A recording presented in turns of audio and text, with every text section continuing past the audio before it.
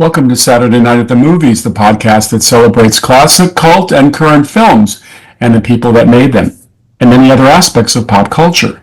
I'm your host, Steve Rubin, our producer is Ben Shrewsbury, and our signature theme was composed by Greg Lerhoff. Here it's always Saturday night, and our mission is to chronicle film and pop cultural history one memory at a time. Tonight I'm opening my interview archives, and on the 60th anniversary of The Sound of Music, I'm featuring my interview with Academy Award-winning director Robert Wise. I was late to The Sound of Music party. I didn't see the film until a trip to London in 1977, when I saw it for the first time at a British Film Institute retrospective showing. I was so impressed with the film that I came back to Los Angeles and later pitched the LA Times on a story, Whatever Happened to The Sound of Music Kids?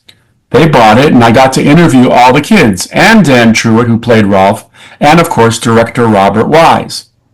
And yes, I believe the hills are still alive with music. I found some interesting things at the Academy Library. I was looking into some of the early research on the film, and the film was announced back in 1960 as a Doris Day vehicle. I guess when the studio bought the... Well, they bought it, you see, well before I came on it, after, the success on the stage, and it was Spiros Skouras who was responsible for the purchase of that company, the 20th Century Fox Company. I've always understood that he was the one who said that's one we have to have, and was the prime mover in making the deal, which for that time was unheard of price, $1.25 million either way, and I don't think there ever been any place come close to that price. No. On a Broadway show. The Skouras was always given credit for being the one to... It was going to be a Buddy Adler production originally. That could well be, yeah. Now, this is what I heard. I don't know if you know anything about this, but Willie Wyler was going to work on the project. Willie Wyler was on it, yes. He had been assigned to it. As a matter of fact, was on it when Ernie Lehman did the first script. Mm-hmm. And then, evidently, as near as I can tell, and Ernie maybe could fill you in more of this, or maybe even Dick Zanuck, I'm not even sure. Have you talked to Ernie? I've been calling him, he hasn't been home. Well, I tell you, his sister died just a week or so ago in Boca Raton, Florida, and I know my wife called with condolences. They had just gotten back from there, so that's where he had been down there. But he may be able to fill, because he was on it when Willie was on it. But my understanding of it, I never talked to Willie about it, but I had heard that Willie had wanted to go very, very strong and very heavy with the Nazi thing at the end, far more than we did. And the studio didn't see it that way, and there was a falling apart and deciding to part company on that score. I see. It's funny. I say that's only second or third hand to me. I've never talked to Willie about it, but if you got a chance to talk to Ernie could probably fill you in more with whatever disagreement Willie Wyler had in the studio. That's when I came into the picture after Willie had left. I was at the reunion of the first motion picture base unit, which was held at the Sportsman's Lodge, and Wyler was there. Yeah. And I walked up to him and I asked him exactly that question, and he told me exactly what you said. He said the same thing? He said that he felt that the film had a tendency to whitewash the Austrians, and he wanted more of like the fact that they didn't let the Germans walk in. Right. Well, it was in that context, I think, that they fell apart. But it wasn't a political film anyways. It was I think we got into the Nazi anti-Nazi thing, but just about the right level for exactly. that kind of film. Exactly. But he evidently wanted to make much more of it, and that they didn't want to do. Now, you had already cast a musical. You'd done West Side Story, so you were familiar with the whole process. Right, I'd already been through that, yeah. And of course, I was with familiar people. I had, you wasn't on then. Of course, Ernie had done the first draft screenplay, so that was fun. And then my first, when I was contacted by the studio to find out whether I'd be interested in considering it, I was at a loss for a moment because I had never seen it. And I knew its reputation and all. And I said, well, certainly, I was the story, I was over there preparing Sand Pebbles at Fox. That's what I had come over there to prepare at that time. But it became apparent, after working on Sand Pebbles for quite some time, that it was going to take a long, long time to get that ready to shoot because of the problems of the locations and working out potential problems with the Taiwan government vis-a-vis the script. We wouldn't be allowed to shoot there, so it became very apparent it was going to be some time before we got that off the ground. So I was looking for something else to do, reading and looking around. And that's that point that already at Fox they approached me about the possibility of doing it. I hadn't seen it, so I hadn't seen the script, and I wrote it. And then I called Sally Chaplin, who was my musical buddy. He was a man. Sally is, if you know, is a composer himself, and the musicians worked in all the studios starting here at Columbia when it was Columbia in the old days, and then over to MGM working on all the musical, on the musical end of it. And when I was backtracked a little bit, when I was contacted about doing West Side Story, I decided to take it on. One of the first things I did was contact Solly and ask him to come aboard as associate producer and to take over and handle the whole musical end of the film for me, supervise that. So when Solly Music came along, I called Solly and said, "What do you think, Solly?" He said, "Oh, Bob," he said, "I think it's a marvelous project." He said, "I haven't read the script." He said, "But I think it's the best score that Roger and Hammerstein have ever done. The most popular score. I think it's a swell story, and I'm sure he's done a swell script. And I urge you to consider it seriously." So I did. I read the script, and then they sent me a recording of all the songs and whatnot. It was on that basis that I decided to go ahead. Mm-hmm. And one of the conditions was, of course, that Solly come on as associate producer again and handle the musical end. Right. I first saw it when after I'd come on, we were supposed to start shooting the next spring, and we had X number of locations in set in Austria, and we knew we would be able to do it later on. So in the fall, sometime in like as late as November, it seems to me, you may have it in record someplace, we went abroad to go to Austria to set locations. And on the way, I said, "Listen, there's a company of the show playing in London, so why don't we take a couple of 3 days in London on the way over, and let's see the play," because I had Solly with us, and Boris Levin, and my designer was with me, and of course the assistant director of production manager, people like that. So that's the first time I saw it, was in London. Mm-hmm. And I'll never forget it. It was showing there, and it was in its third year. We've been playing about 3.5 years. And because of our schedule, we were forced to see it on a Monday night. And I was bemoaning this fact on the way to things. It's too bad because it's a Monday night, and lucky if the house is half filled. And went there, and it was completely filled, jammed to the rafters on a Monday night. It was 3.5 years short. Who was the lead there? I couldn't tell you. It was about the third company over there. They had others. Let's see now. I would think this was in November '63. 63, yeah. I guess The Haunting had just opened. Probably had, yes. I guess so. Because I finished Haunting. We've done Sam Petals and I did this. Yeah. Several people I've talked to, I've never seen the play, said the play is a totally different. Well, it's not totally different. It's basically it's that story and that plot. But it was much more saccharine, even though some of the more intellectual critics who accused the picture of being too syrupy and too sweet and too saccharine. It's much less that than the play. The play was full of cutes and dirndles, and the sets were all cutesville and all. One of the first things that we did when we decided to make the film was to try to, in the context of that story, and not losing the qualities that have made it very appealing to an audience. A good story was to at least tone down as much as we could the over-saccharine, over-sweet, over-sentimental, over-sticky kind of things the show had. For instance, we avoided going to the Disney-like castles that they had in Austria. We chose a very strictly styled house for the captain, and just to get away from the tendency to go to cutesville, to Storybook Land. Storybook Land, exactly. And we did it. The play was full of dirndls and cute outfits and things for the kids and for Maria. We had some of that. Every place we could, we toned it down to the degree that we felt needed. As a matter of fact, I know what I told you the story early on. After we had signed Julie, when we were on this location in November, we were sweating out whether we were going to get Julie or not. We had all kind of had our minds set on her, and we had made arrangements through Bill Walsh, who was an allowed the producer of Mary Poppins at Disney, to go over and see 2 or 3 reels of rough cut on Mary Poppins, because it wasn't finished up yet. We wanted to see how Julie photographed, how she came off. There was all this kind of rumor going on that she was not photographable, and Marie Lehman and Sally and I went over and saw about 3 reels and flipped out completely about it. And I saw this part of photographing. She looked great. We thought just reinforced our feeling that she was the one. We went back and told Dick Zanuck about it. He wasn't able to come that day, and he made arrangements to come back a week later and saw it. So we were all set to go to Julie, but we were sweating out getting the deal for her. And every day on this location in Austria, we come back to the about, is there any word from the studio? Is there any word? Have we got Julie? Do we have her or not? And we didn't find it. They didn't send any word to us. They didn't find out till we got back that they had made the deal. But she was then shooting in Americanization of Emily over at MGM. Oh, yeah. And I went over, it's the first time I met her, I went over to see where they were shooting nights, I remember, and just I went over to say hello and chat and make contact. And she was in the makeup department, and I went in and met her, and we chatted for a few minutes. And we made arrangements for her to come over her first free day, or someday she had a little time, she had lunch with us. So she did, a week or 2 later, sometime came over at the lunch break, and literally dining room at Fox there to meet Dick Zanuck and I've forgotten all the other executives were there. What's his name, the casting fellow.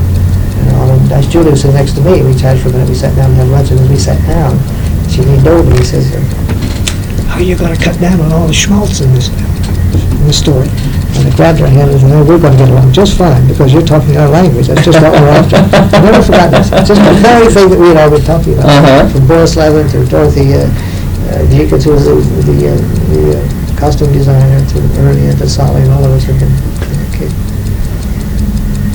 She was always your first choice. Yeah.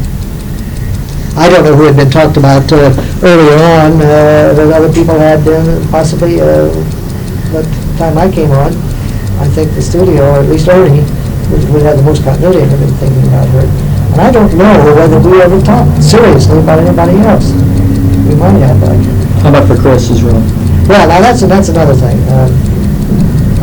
You say you've never seen the play. In the play, the character's got such a stock, kind of obvious, square character, dull character. I think maybe the thing worked in spite of him somewhere, as written. So I was determined myself to try to bring an actor with some kind of color, dimension, tone, ability, everything to the role to give some color and interest to this character of the captain. And Yul Brynner was wanted the part tremendously, and he would be very honestly about my last choice for it, and that would have been right on the nose to go with him, and I just didn't want him. And his agent called and I think offered us winner whatever half the scoring price at that time just together. I told the studio no way, and like you in certain things, but not in this. And I'd always liked Chris Brynner's work. I had seen him on the stage in New York in a couple of things and thought he was outstanding. Knew he was young for it. But I just felt there was a quality and a tone, and I knew performance-wise he would be marvelous because he's a fine actor. So I kept pumping for Chris. And he was in London, working a play, I guess.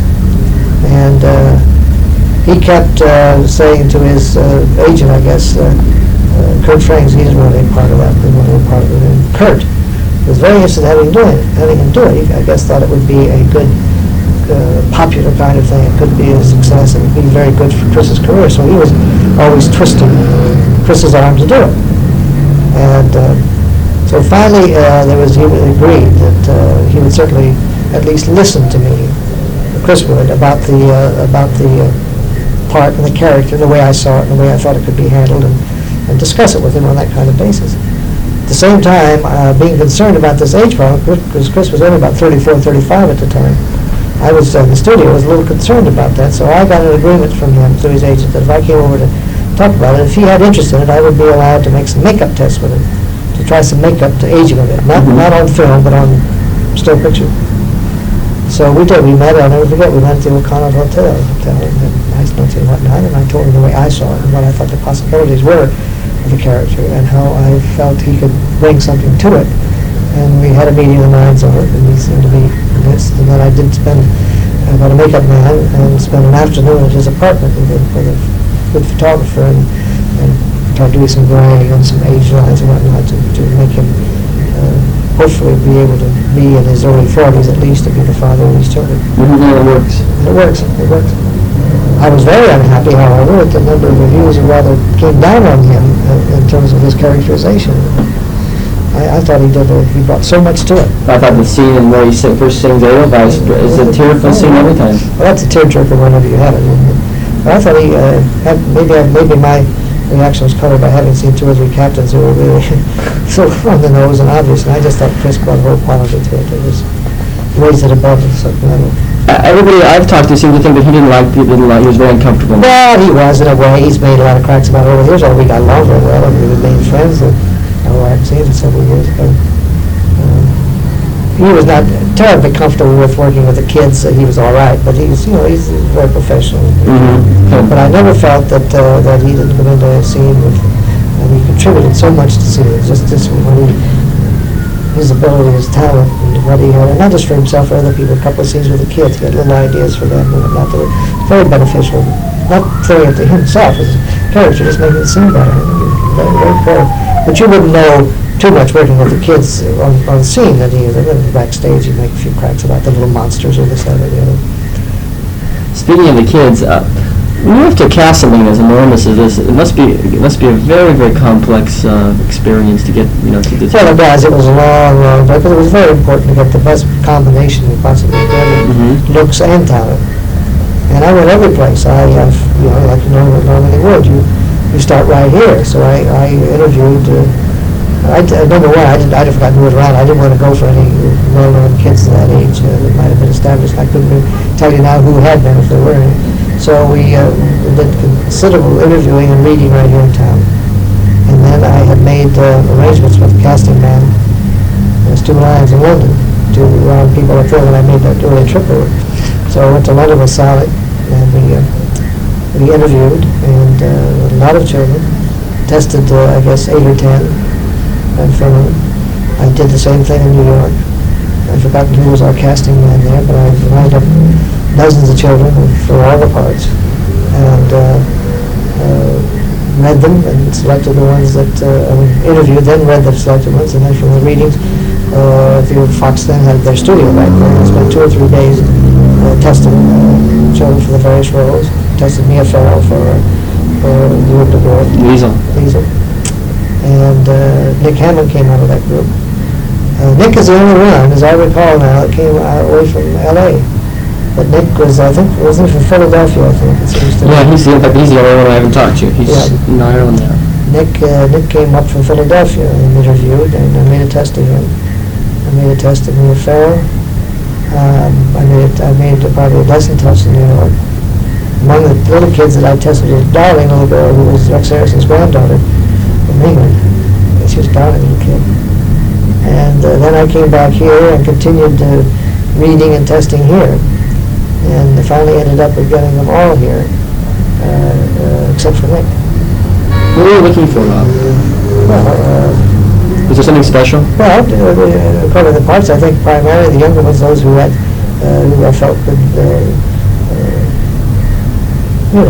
be self-possessed and be unself-conscious and be able to take direction. I'll never forget little Kim Parath, that little chubby kid came in, and she was just the most assured thing in the world.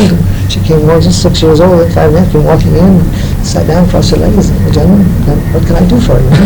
Just really, it was too much almost. She kind of turned us off a little bit. It was so pro. And we were not sure about her at all, but when we went through the films and looked at everything, she just had the quality. And it's just a matter of what you do with anybody. Is the talent there? Is the potential there? Can they, with children, will they respond? Will they take direction? Can they handle it? You just find that out by reading with them and making tests and asking for different interpretations, or being able to be malleable and to change their line readings and to do what you want. Mm-hmm. So it's you came up with 2 sets, I heard. 2 sets of kids. From what I heard, someone told me that at Fox you narrowed it down to 6. Well, I probably did. I can't give you all the details now, but you just say, well, these are these 7 or 6 of them were. But we had backups, and also I usually do with all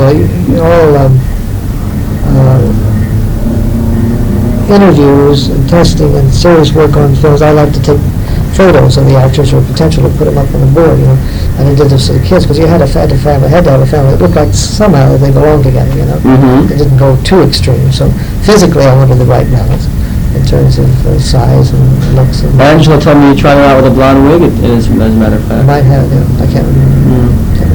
I'm sure I had, if not 2 sets, I had backups and to play around the pictures and see which would go together. It's just a process of elimination, finally, as it is in all casting. Yeah, and of course you came up with a brilliant family. Yeah, but they were always there. And they worked so well together. They became really kind of a family. They got along very well, and they spent a lot of time together because we were in Austria for about 2.5 months, something like that. And of course, we had to take a teacher from here, you see, because it was a California-based corporation, and the California laws had to apply. So probably just as well as all of them had family or guardians with them. One of this lady, I forgot her name. You probably have it in your notes. I suppose she's still alive. And anyway, she was fine, and they had great experiences, and they got along well together. They were fine, and they did very well.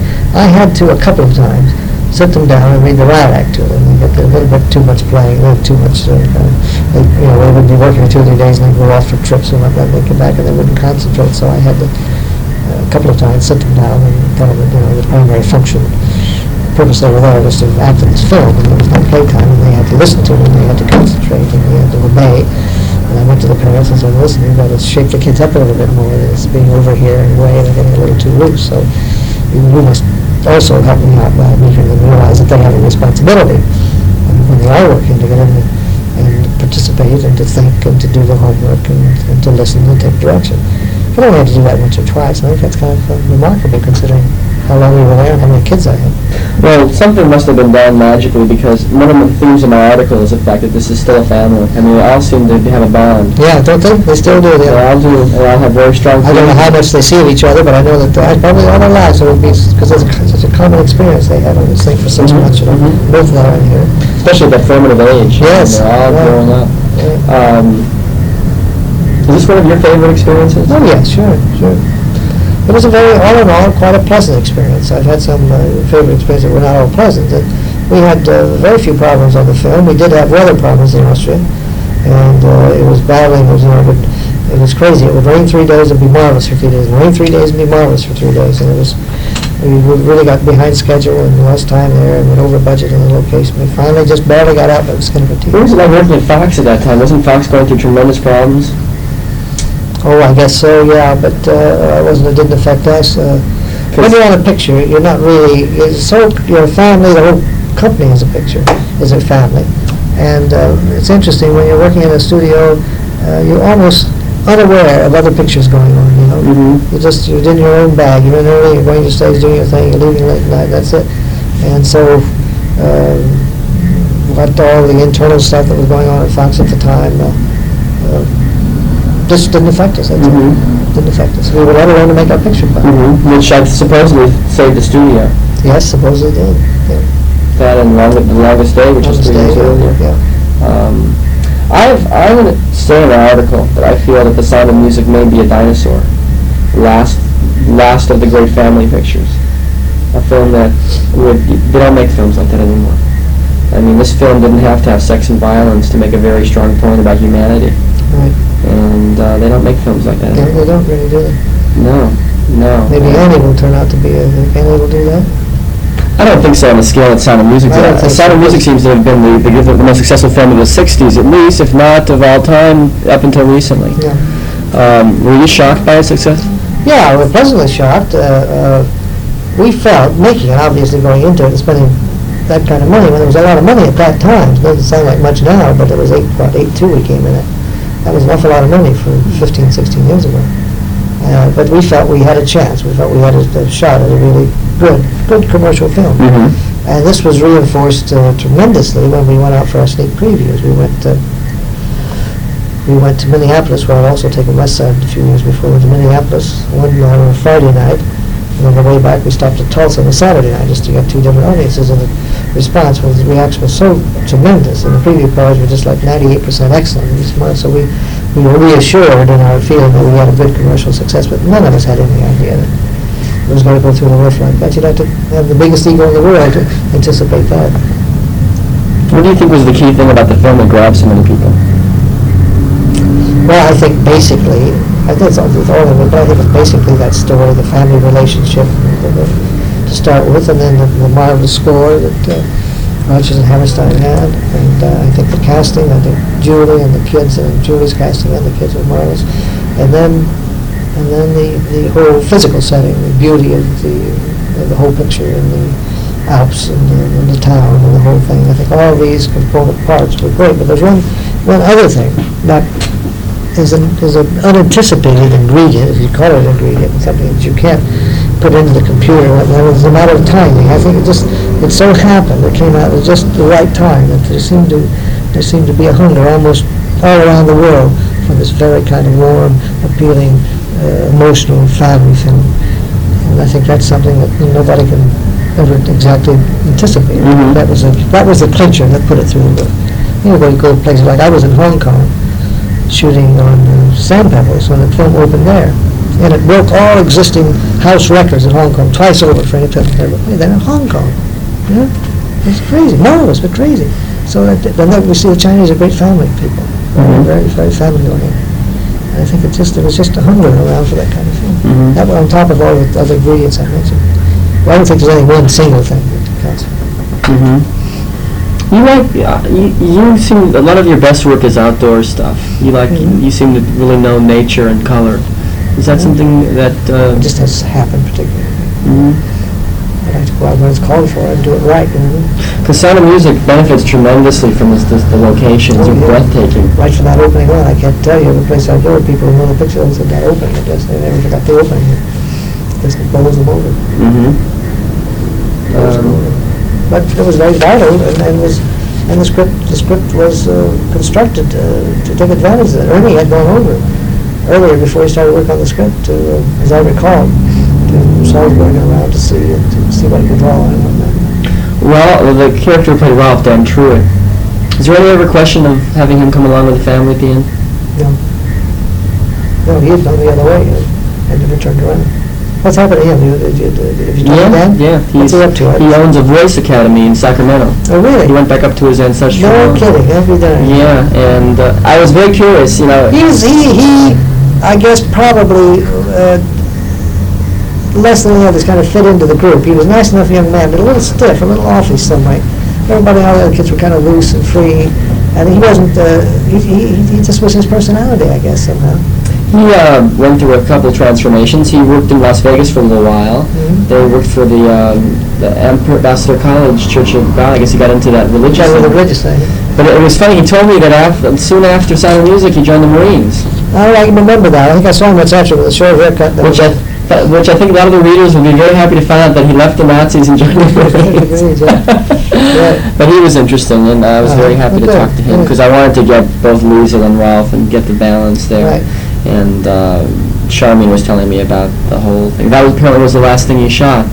That's what she told me, the IM-16 going on 17. Well, it might have been someplace on there. Yeah, very one of the last things. Yeah. And so that was good. And God, the film is... Now, if you talk to, I tell you who's back in town now. He called me the other day, Mark Bro, who was one of the choreographers. Oh. If you had any desire to talk to him about working with the kids on the numbers and things. That might be interesting.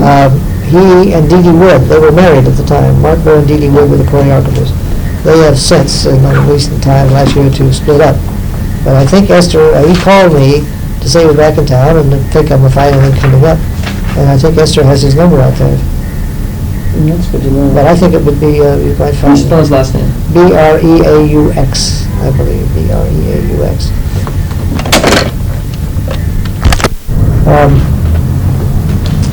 At the time I went on the picture, I had heard and knew that she was a very strong, the forceful lady, good lady, but very strong, Maria Von Trapp. And I was determined, one of the things I was determined about the show, that I did not want her on the picture with me. Which sometimes happens, people whose, in a sense, autobiography, he and my but I just felt when I heard that this could be something that could be disruptive and a problem. I just didn't want to deal with an added possible problem. I can understand that. And I haven't been on it very long. It had been announced in the variety in the trade papers that I was going to do it. Not unexpectedly, I got a long-distance call from Stover, not from Maria Von Trapp. Well, I was prepared, and I fended her off diplomatically as I could, and didn't say no, but I just have to see how things would work out. You're talking about Maria Von Oh, yes, Trapp. but she called me and offering her assistance on the film. And I think fairly skillfully, I thought at the time anyway, fended her off very diplomatically and whatnot, and just kind of put it away and left it on. If I needed her, I would get in contact with her and whatnot, having never any intention of getting in contact with her. So that was it. When I made the picture, started to make the picture, I was in Salzburg doing the location shooting. I got back at the hotel one night, so a message that Maria Von Trapp had called me. She was in town on a visit with one of her granddaughters. So I talked to her on the phone. I made a date for her to come up the following afternoon, late after we'd finished work, have tea and meet and chat. It came up with her little 13-year-old granddaughter. And she was charming, and she was lovely, and we got along fine.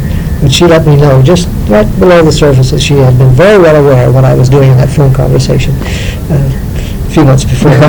She know that she understood completely that I was keeping her out of the picture. She didn't say it in so many words, but it was all there, right underneath. It was very nicely put. And then she expressed a desire to be in the film, so I put her the next day. I'd have to point her out to her. She's one of those songs where Julie's coming down, the new song coming through town on the way to the... I have confidence. She crosses way in the back with her granddaughter. And Well, that's an interesting bit of trivia. yeah, she was in the back of that one shot.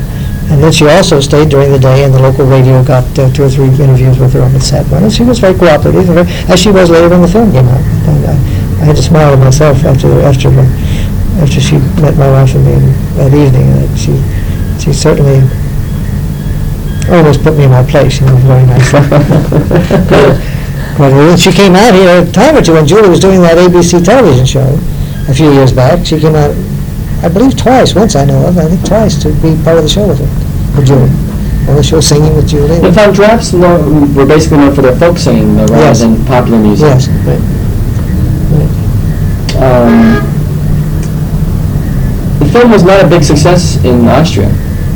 Austria and Germany, it was a big dismal failure. They loved the fact that it was made there, and they love its popularity, and there's a whole tour that you had done here, which I've never been on. I've not been back to Salzburg since I shot there, but it was an amusing indication, perhaps, of why the film was not popular in Germany. Charlie Chaplin went abroad. You can ask him the story, he'll tell you firsthand if it's of any interest to you. He went abroad to supervise the dubbing in foreign languages in the 4 countries. It was the first time it had been done for musical. Usually we read the numbers in the English language, but we decided it would be worthwhile in this one to try doing it into the foreign language. So Sally went over to France and Germany and Italy and Spain on a trip to supervise the dubbing this musical thing. So he was, when he flew to Germany, and I don't know if he went to Berlin or whether it was Munich, or wherever it was, he was picked up by the manager for Germany for 20th Century Fox. A German named Wolfgang von Wolf, as I remember. And Sally said on the ride in from the airport, this man was kidding on the level. Gee, wouldn't it be marvelous if the film just ended with the marriage of the Captain and Maria? Marvelous. Wouldn't that be just a great finish for the film? Because he didn't really want to go on and tell the story of the Nazis and that whole rest of it.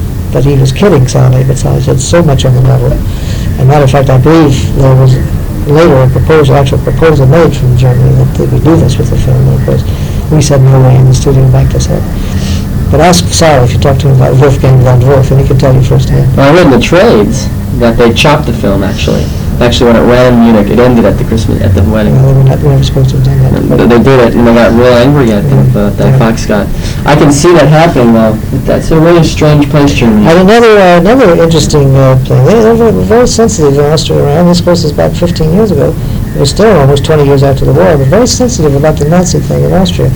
We had the stuff to shoot where we had the Nazi flags out, and they went into the amphitheater there. And the marching. Marching and all that stuff. And that kept being pushed down on my schedule. It was supposed to be done this Wednesday, and it was pushed back to the following Tuesday, and then Tuesday was pushed back to Friday. And I finally said to Sally Wixom, the production guy, what's going on? He said, I'm just having trouble getting an okay from the city fathers to shoot those things. They said, everything I can pass those particular things all the Nazi thing and have the flags and all. They said, I think they're just very self-conscious and guilty about that whole period, and they just don't be very happy if we didn't shoot it. So finally, just almost to the very end of my schedule in shooting in Salzburg, we finally got to the right person, got him okay and got him shot, but they were not happy about it. I can believe They'd that. like to be reminded. The same thing happened when Zag was shooting On We Stay, apparently, when that French were very anti-German, and they were throwing rocks at the extras. Right. I guess you didn't run across that problem when you were shooting in Enzo Borrego for Deserats. I saw that film again. I usually ran at 3:30 in the morning. Yeah, that's a great film. It holds up very well, and I saw it someplace when Film Fest was on, I guess, a few years ago, and I was very pleased with how it held up.